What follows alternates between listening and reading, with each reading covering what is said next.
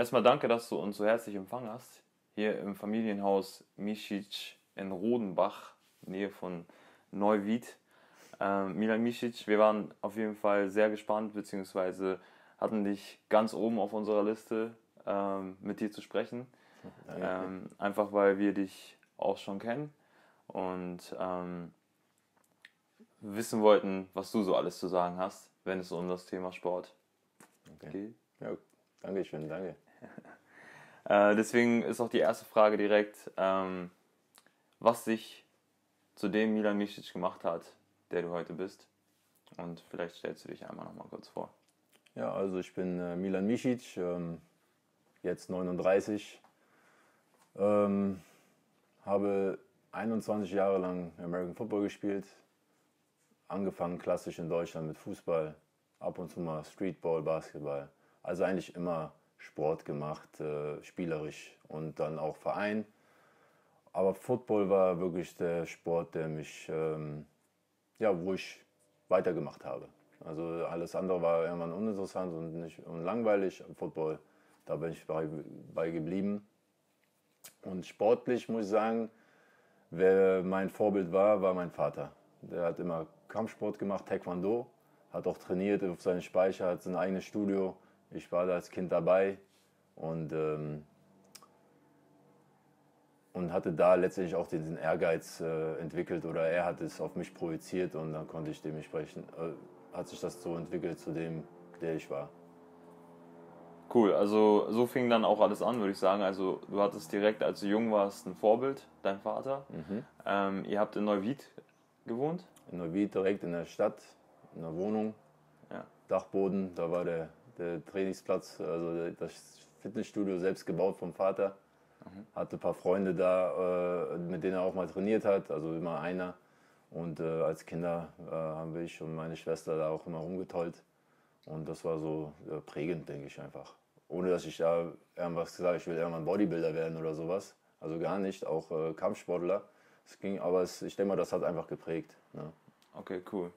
Und wann fing alles an? Also so, dass du gedacht hast, okay, ich will jetzt eine Transformation starten, ich bin motiviert, etwas auszuprobieren, was keiner macht. Es hat sich so entwickelt. Ich habe immer Sport, also wenn ich mit Freunden gespielt habe, es war immer so ein bisschen wie Raufen, Toben, Fangen, Spielen, weiß was ich. Und letztendlich so Rugby ähnlich. Und ich weiß, wie ich noch gefragt worden bin, du solltest Football spielen. Und ich habe das mal gesehen im Fernsehen. Deswegen bin ich auch 49ers-Fan, weil das waren die damals, die waren auch sehr erfolgreich.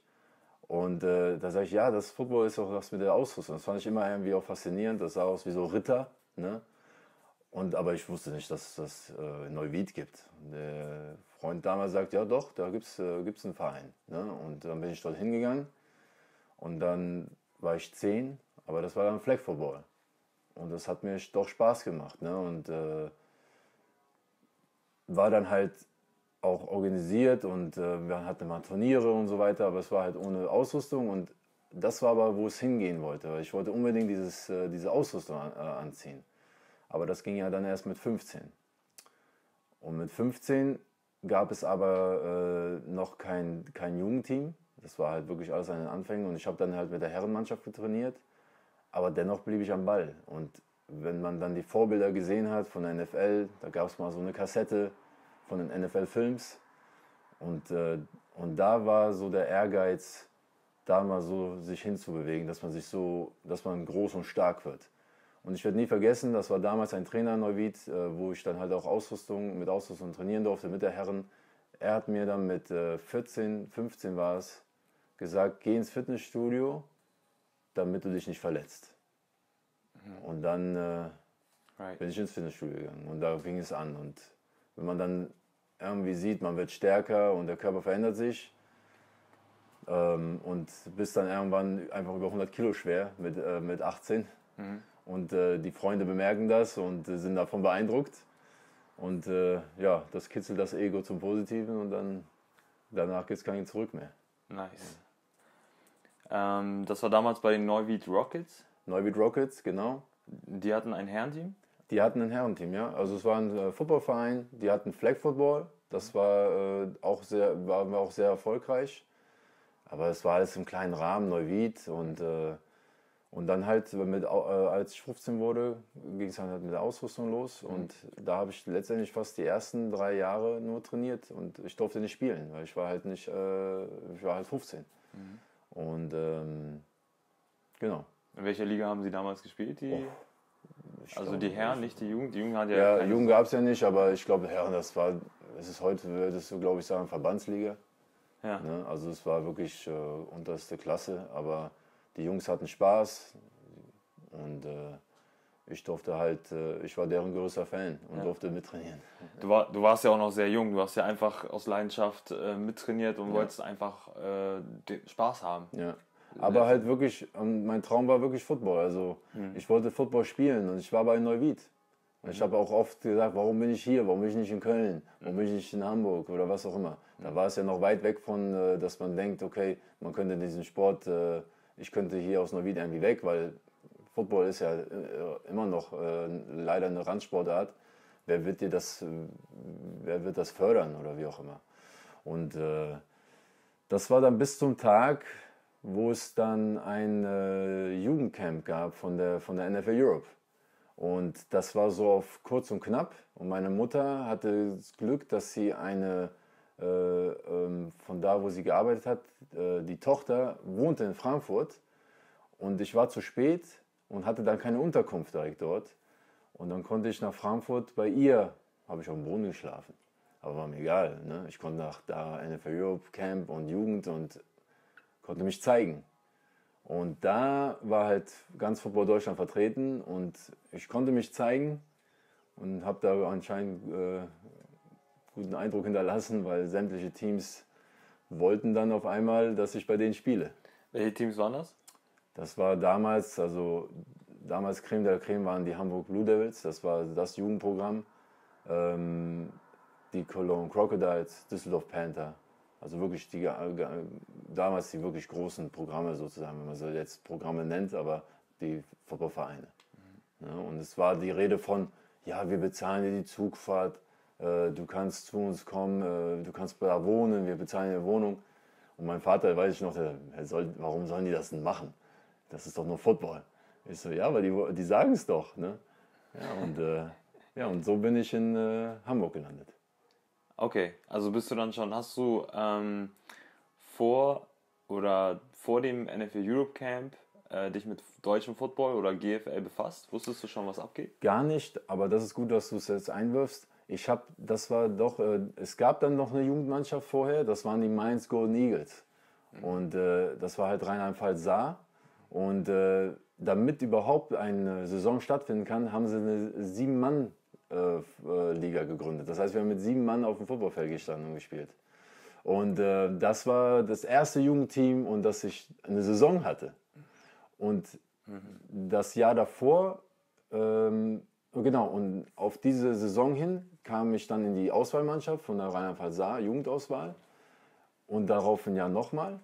Und das war dann, wo ich mit 11 gegen 11 und vor allem gegen große Gegner wie NRW und Hamburg spielen konnte. Das erste Mal. Und dass man sich auch messen konnte. Ich wollte mich auch immer messen, um zu sehen, bin ich wirklich so gut. Ja. Und dann kam das Camp von der NFL Europe. Okay. Und da kam ich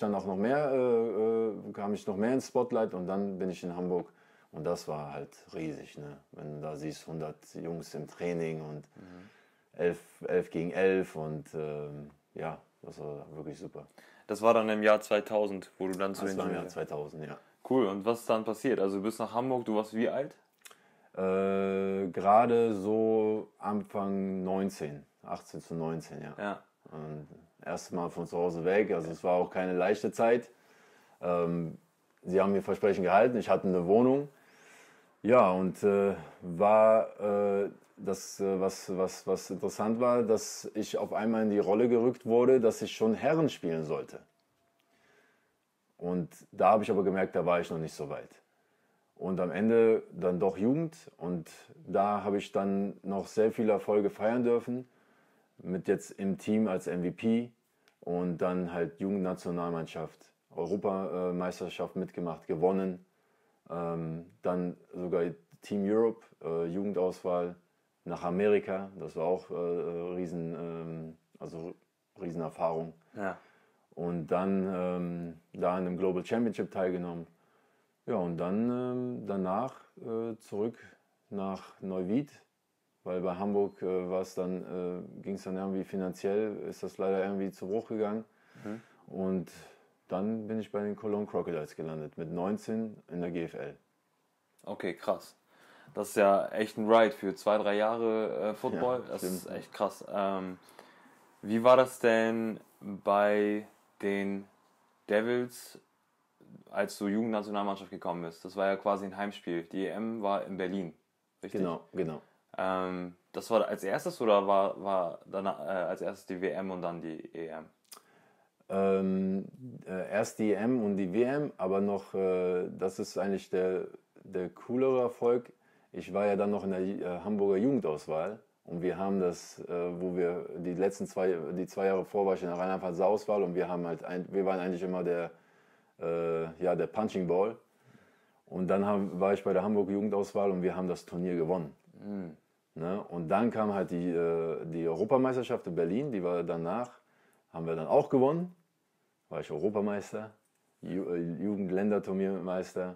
Und dann kam halt das Team Europe und Global Championship und da war für mich dabei sein ist alles. Also ich hätte das war die Chance nach Amerika zu kommen und das war dann noch in Florida und das war einfach eine super Erfahrung und hat das Turnier noch mitgemacht, habe aber auch viele Eindrücke mitgenommen und wie gesagt, dann war die Ära Hamburg vorbei, einfach aus äußeren Widrigkeiten und dann ging es halt in den nächsten Step, Herren.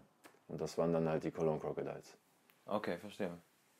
Und wann wusstest du, also Florida Orlando war ja die Weltmeisterschaft. Wann war für dich der Punkt, bevor du Herren gespielt hast, bevor du GFL gekommen bist, hattest du da schon den Punkt erreicht zu sagen, ich will auf jeden Fall ins College, ich will auf jeden Fall in Amerika spielen, weil du ja dann gesehen hast, was da los ist. Ja. So. Das ist lustig. Ich werde mich immer daran erinnern, als ich Neuwied ich gespielt habe oder nicht gespielt habe, trainiert habe und die Herrenmannschaft hatte Spiele und das fällt mir jetzt gerade ein und da hat einer von den Herren mich gefragt, wie ich das finde und so und ich habe ihm gesagt, ich werd, wenn ich Herren spiele oder wenn ich Herren spielen darf, werde ich erste Bundesliga spielen und er hat gesagt, ja, das habe ich auch immer geträumt und daran erinnere ich mich und das war so ein Drive.